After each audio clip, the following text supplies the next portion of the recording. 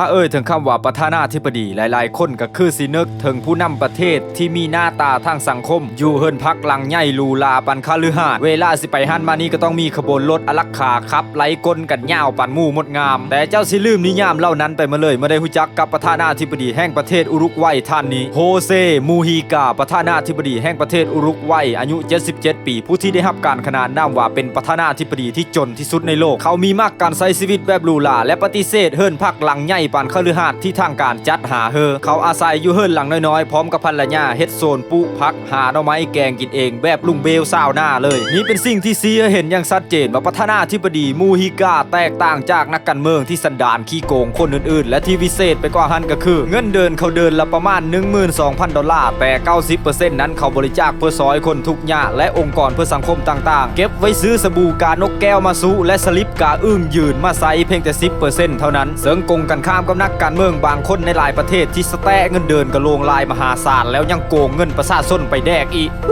โฮเซมูฮิกามีเคยลงไหลหรือบ้าอำนาจคือผู้นำในบางประเทศและจิตเจอเขานั้นยังเปี่ยมล้นไปด้วยความดีงามและคุณธรรมปัจจุบันอดีตประธานาธิบดีมูฮิกาได้เกษียณอายุออกจากราชการไปแล้วและได้ไปประกอบอาชีพเกษตรกรรมเพื่อหาเลี้ยงตนยามแก่เพราะท่านมูฮิกาและภรรยามีลูกแม้แต่คนเดียวมีเงินเก็บในบัญชีธนาคารเพราะเงินเดือนที่เฮ็ดเวมาทั้งชีวิตก็หมดไปกับการบริจาคซอยคนยากจนมาถึงตอนนี้เขาก็ได้ประกอบอาชีพเป็นชาวเกษตรกรอย่างเต็มโตปลูกดอกไม้ส่งขายตามห้างเพื่อเลี้ยงชีพยามแก่และที่แน่นอนเขาก็ได้กลายเป็นผู้นำต้นแบบของโลกที่ได้บันทึกลง Guinness Book of World Record เป็นที่เรียบร้อยแล้วคนที่โลกต้องจารึก